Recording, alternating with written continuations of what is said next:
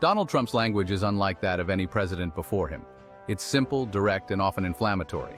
He uses repetition like a blunt instrument, hammering home points with relentless consistency. His sentences are short, his vocabulary accessible. He speaks directly to the emotions of his audience, bypassing the intellectual filters that traditional politicians often employ. This unconventional style has been both praised and criticized. Supporters see it as authentic and refreshing, a break from the carefully scripted pronouncements of career politicians. Critics find it simplistic, divisive, and even dangerous. Love him or hate him, there's no denying that Trump's language has had a profound impact on American political discourse. His words have energized his base, infuriated his opponents, and left an indelible mark on the national conversation. This essay will delve into the specifics of Trump's speech patterns, exploring how he uses language to connect with his audience, advance his agenda, and shape the political landscape. By understanding the mechanics of his rhetoric, we can gain valuable insights into his leadership style and his enduring influence. Repetition is a fundamental tool of persuasion. Used effectively, it can emphasize key points, create a sense of momentum, and make messages more memorable. Trump understands this instinctively, wielding repetition like a rhetorical hammer to drive home his points. Whether he's labeling opponents as crooked or weak, or touting his own achievements as huge or the best ever, Trump relies heavily on repetition to shape perceptions and reinforce his narrative. He repeats phrases and slogans relentlessly, both in his speeches and on social media, ensuring that they become deeply ingrained in the minds of his audience. This technique is particularly effective in short bursts, such as tweets or sound bites, where it can create a sense of urgency and conviction. However, it can also be effective in longer speeches, building a rhythmic cadence that draws listeners in and amplifies the emotional impact of his message. While some may dismiss Trump's use of repetition as simplistic or even crude, it's a powerful tool that he deploys with considerable skill. By repeating key phrases and themes, he creates a sense of consistency and clarity, even when his underlying arguments are lacking in substance. One of the hallmarks of Trump's speaking style is his use of simple language. He avoids complex vocabulary and convoluted sentence structures, opting instead for short, declarative sentences and words that are easily understood by a broad audience. This choice of language is not accidental, but rather a calculated effort to ensure his message resonates with as many people as possible. This approach serves several purposes. First, it makes his messages more accessible, ensuring that people from all walks of life can understand what he's saying. Whether they are highly educated or not, his words are clear and straightforward, leaving little room for misinterpretation. Second, it creates a sense of authenticity, reinforcing the perception that he's a straight-talking outsider who's not afraid to tell it like it is. This perceived authenticity is a powerful tool in building trust and loyalty among his supporters. Third, it allows him to connect with people on an emotional level, bypassing the intellectual barriers that can sometimes impede communication. By speaking plainly, he taps into the emotions and concerns of his audience, making them feel heard and understood. Trump's use of simple language is not without its critics. Some argue that it dumbs down political discourse and contributes to a culture of anti-intellectualism. They believe that by oversimplifying complex issues, he undermines the quality of public debate and critical thinking. Others contend that it's a deliberate strategy designed to manipulate and mislead voters. They argue that by using simple language, he can more easily distort facts and present a skewed version of reality that serves his political agenda. Regardless of one's opinion on the matter, there's no denying that Trump's use of simple language is a key factor in his ability to connect with a large and diverse audience. His straightforward manner of speaking cuts through the noise and reaches people on a fundamental level. By speaking in a way that everyone can understand, he's able to tap into deep-seated emotions and build a powerful sense of shared identity.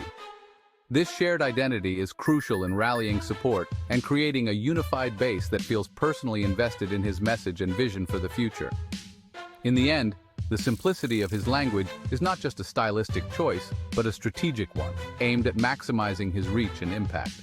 It is a testament to the power of clear, direct communication in the realm of politics. As we continue to analyze his speeches and public appearances, it becomes evident that his approach to language is a fundamental aspect of his political strategy, one that has undeniably played a significant role in his rise to prominence. Whether one agrees with his methods or not, the effectiveness of his communication style in reaching the masses is a phenomenon worth studying and understanding.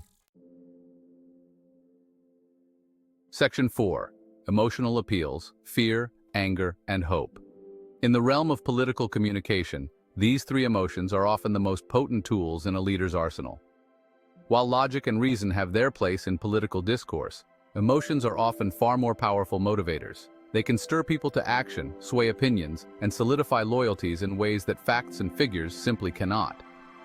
Trump understands this implicitly, and he's not afraid to tap into the full spectrum of human emotion to rally his supporters and demonize his opponents. His speeches are crafted to evoke strong feelings, whether it's fear, anger, or hope. Fear is a particularly potent tool in Trump's rhetorical arsenal. By invoking fear, he can create a sense of urgency and a need for immediate action. He paints a bleak picture of America in decline, beset by external threats and internal decay.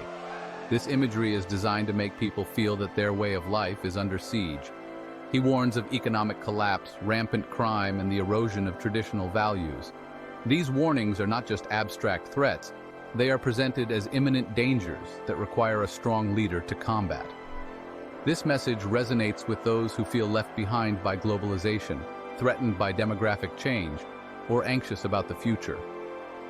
For these individuals, Trump's rhetoric offers a clear explanation for their struggles and a promise of protection. Anger is another emotion that Trump readily exploits. By channeling the frustrations of his audience, he can direct their anger towards convenient targets.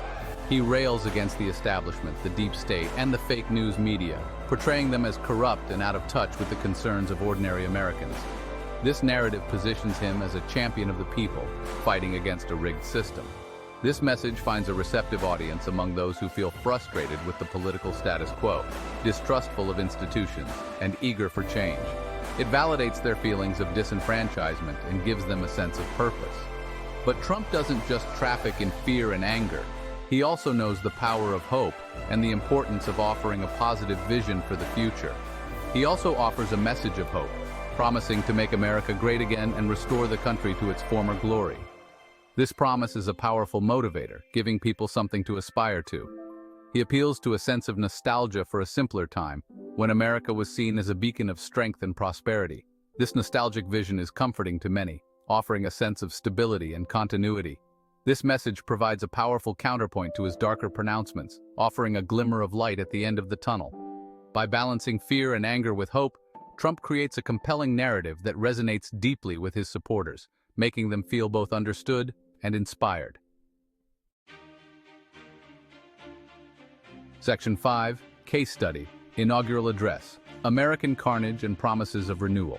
Trump's inaugural address, delivered on January 20, 2017, provides a prime example of his rhetorical style in action. It was a momentous occasion, marking the beginning of his presidency, and his speech was designed to set the tone for his administration.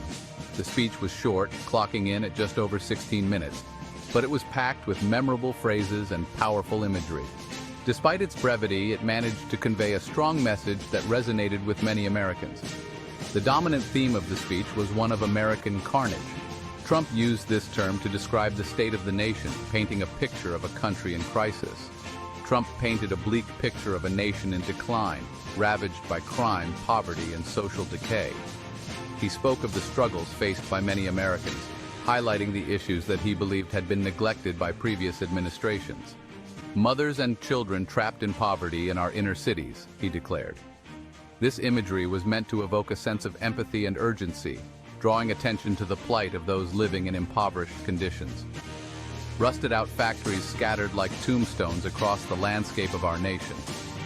This stark description was intended to highlight the decline of American industry and the loss of jobs that had once supported many communities. This stark imagery was designed to evoke a sense of fear and urgency, creating the impression that America was on the brink of collapse. Trump wanted to convey the seriousness of the situation and the need for immediate action. Having established a sense of crisis, Trump then pivoted to a message of hope and renewal. He sought to reassure the audience that despite the challenges, there was a path forward. "This American carnage stops right here and stops right now," he proclaimed. This bold statement was meant to signal a turning point, a commitment to addressing the issues he had outlined. He promised to bring back jobs, rebuild the military, and restore America's standing in the world. These promises were central to his campaign and were intended to resonate with those who felt left behind by globalization and economic change. "We will make America strong again," he declared. This phrase was part of a series of promises that aimed to inspire confidence and a sense of national pride. "We will make America wealthy again." Trump emphasized the importance of economic growth and prosperity, promising to create an environment where businesses could thrive and jobs would be plentiful. "We will make America proud again." This statement was designed to evoke a sense of patriotism and national pride, encouraging Americans to take pride in their country and its achievements. "We will make America safe again." Trump highlighted the importance of security, both at home and abroad, promising to take measures to protect American citizens and interests. And yes, together, we will make America great again. This final promise encapsulated his vision for the future, a return to what he saw as America's former glory. This simple, repetitive language, culminating in his signature slogan, "Make America Great Again," had a powerful effect on the audience. It was a rallying cry that resonated with many, encapsulating their hopes and aspirations. It tapped into a deep well of patriotism and nostalgia, offering a vision of a brighter future after years of perceived decline. Trump's speech was a call to action, a promise of renewal and a better tomorrow for all Americans.